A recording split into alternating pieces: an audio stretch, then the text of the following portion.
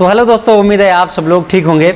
दोस्तों आज का वीडियो आपके लिए बहुत ही ज़्यादा इंपॉर्टेंट और ख़ास होने वाला है, क्योंकि आज मैं आपके लिए लाया हूँ half shorting dead phone leakage conditions जो बनती हैं, यानी हाफ शॉर्टिंग की जो कंडीशन है, लीकेज की जो माइनर शॉर्टिंग की कंडीशन बनती हैं, डेड फ़ोन है, कैसे निकालें हाफ शॉर्टिंग, क्या स्टेप्स हैं, क्या ट्रिक्स हैं जिनको इस्तेमाल करके हम किसी भी फ़ोन की हाफ शॉर्टिंग निकाल सकते हैं। तो मोस्ट इम्पोर्टेंट है, अगर आप भी जानना चाहते हैं, सीखना चाहते हैं, तो वीडियो आपके लिए काफ़ी ज़्यादा इम्पोर्टेंट है, ज़रूर देखिएगा। प्रैक्टिकली भी आपको बताया जाएगा, ठीक है। तो वीडियो आपके लिए रहेगा। इसमें हम इस्तेमाल करने वाले हैं मल्टीमीटर का, इसमें इस्तेमाल करने वाले हैं डीसी सप्लाई का, और इसमें इस्तेमाल करेंगे हॉट गन का। इन तीनों का इस्तेमाल करके कैसे एक फ़ोन की हाफ शॉर्टिंग को निकाला जाता है, अगर आप भी जानना चाहते हैं वो सारे ट्रिक्स, सारी चीज़ें, तो वीडियो आपके लिए है। पूरा वीडियो वॉच कीजिएगा और डीपली सब कुछ सीखना चाहते हैं, अगर बेसिक से एडवांस लेवल तक का काम करना चाहते हैं, 4G to 5G फ़ोन तक का काम करना चाहते हैं, तो अभी हमसे कांटेक्ट कीजिएगा। नंबर आपको नज़र आ रहा है। न्यू बैच 1 तारीख से स्टार्ट होने वाला है। 1 तारीख से बैच स्टार्ट होगा।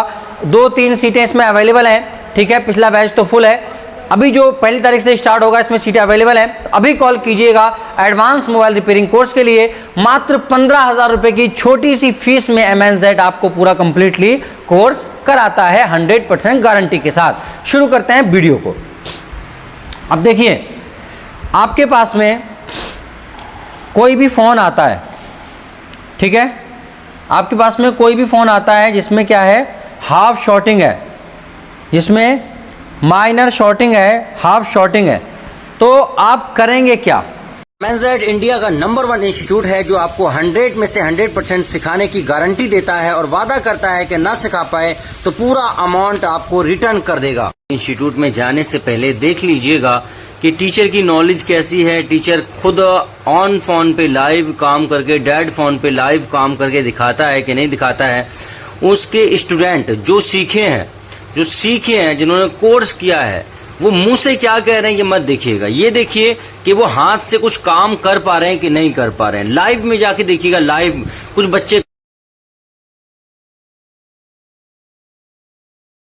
तो सबसे पहली बात जो है वो ये है कि फ़ोन के अंदर शॉर्टिंग है या नहीं, ये हम कैसे पता करें, ठीक है। शॉर्टिंग पता करने के लिए डीसी सप्लाई का आप इस्तेमाल कर सकते हैं, डीसी मशीन का इस्तेमाल कर सकते हैं, ठीक है। इस पे अगर आपका ऑटो एम्पियर कंजप्शन होगा तो आपको पता लग जाएगा कि इसमें हाफ शॉर्टिंग है। देखिए 0.5 मिली एम्पियर से 0.500 मिली एम्पियर तक अगर कंजप्शन होता है तो समझ लीजिएगा आपके फ़ोन में क्या है, हाफ शॉर्टिंग है। कहाँ तक, 500 तक भी अगर होता है ऑटो, ठीक है।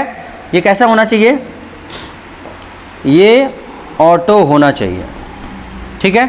तो आपके फ़ोन में क्या है, हाफ शॉर्टिंग है, ठीक है।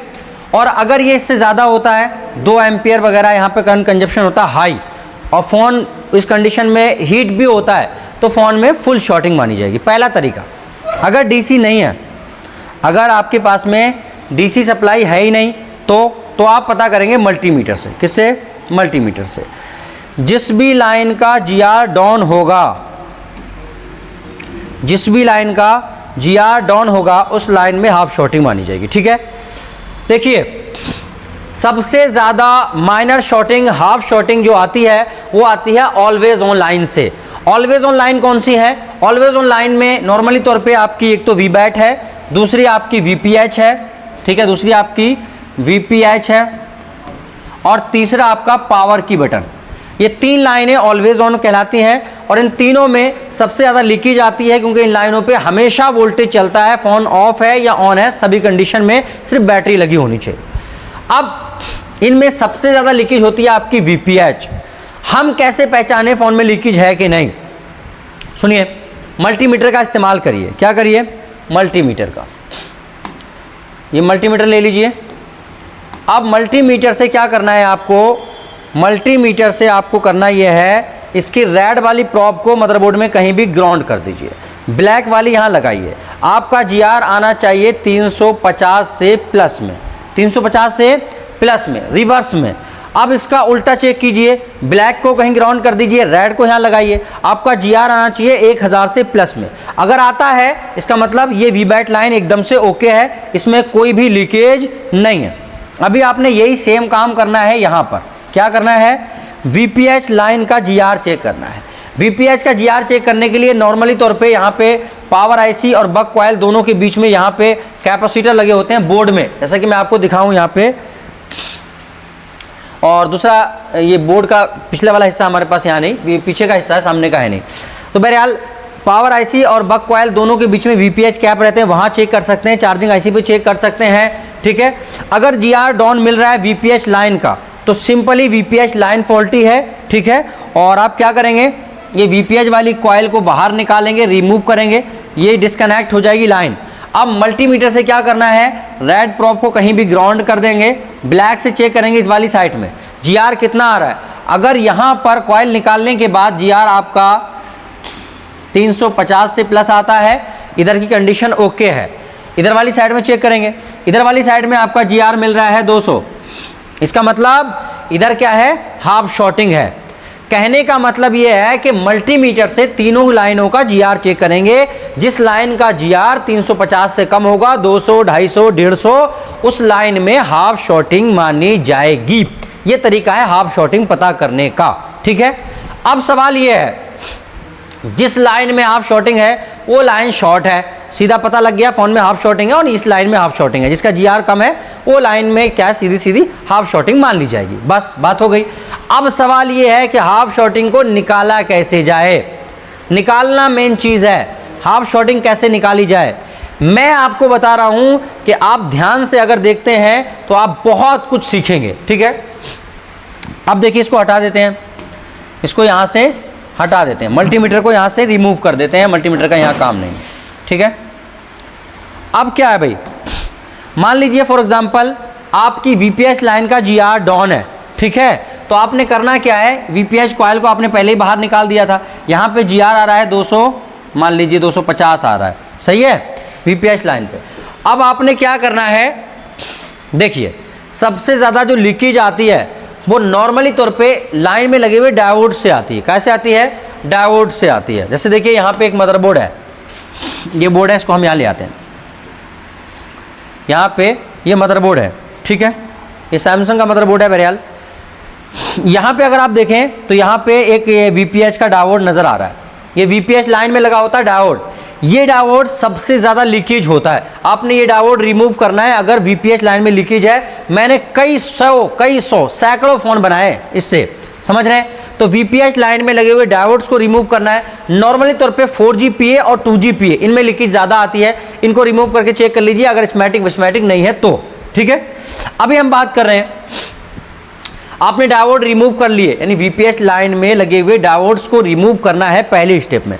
डायोड रिमूव कर लिए, फिर भी सेम ही कंडीशन है, यानी GR जो 250 था वो 250 ही है, जो ऑटो एम्पियर DC ले रही थी वही सेम ऑटो एम्पियर ले रही है, ठीक है। तो अभी क्या करेंगे, यहाँ पे मैं एक तरीका बता रहा हूँ जब DC ऑटो ले रही है तो, ठीक है, फटाफट DC ऑटो ले रही है तो आपने करना क्या है, करना ये है, DC जब ऑटो ले रही है तो यहाँ पे देखिए आपने क्या करना है, ये कॉइल बाहर निकाल दी है आपने, ठीक है, ये खाली जगह है। अब इस वाली साइड में आ रहा है आपका 250 GR। आपने क्या करना है, जो DC सप्लाई है इसको 4.2 वोल्ट, ठीक है, और 3 एम्पियर पे सेट करना है, ठीक है। और यहाँ से 2 तार निकाल लेने हैं, 2 वायर। एक वायर को आपने मदरबोर्ड में कहीं भी ग्राउंड कर देना है, कहीं भी ग्राउंड कर देना, और एक को यहाँ पे जंपर कर देना है, यहाँ पे जंपर कर देना है, ठीक है।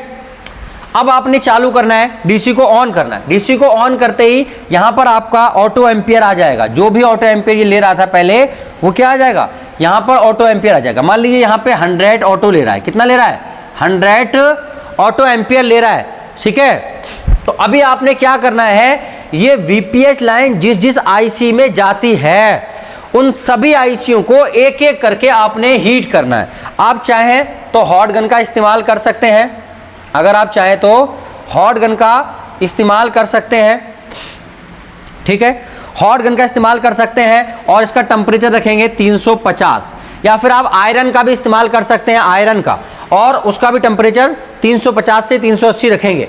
और वो सभी आईसियां जहां जहां वीपीएच जा रही है, जैसे पावर में जा रही है तो पावर को हीट करेंगे, यहां पे करंट आपने दे रखा है 100 ऑटो ले लिया है, आप हीट करेंगे 5-7 सेकेंड तक। अगर आपके हीट करने पर 5 सेकेंड तक हीट करने पर अगर ये डीसी रीडिंग आपकी एकदम से बढ़ जाती है या एकदम से डाउन हो जाती है तो इस पावर आईसी को बाहर निकाल कर फिर से शॉर्टिंग चेक करेंगे, जीआर चेक करेंगे। अगर ओके हो जाता है तो दूसरी आईसी लगाएंगे, अगर नहीं होता तो इसको हीट नहीं करेंगे।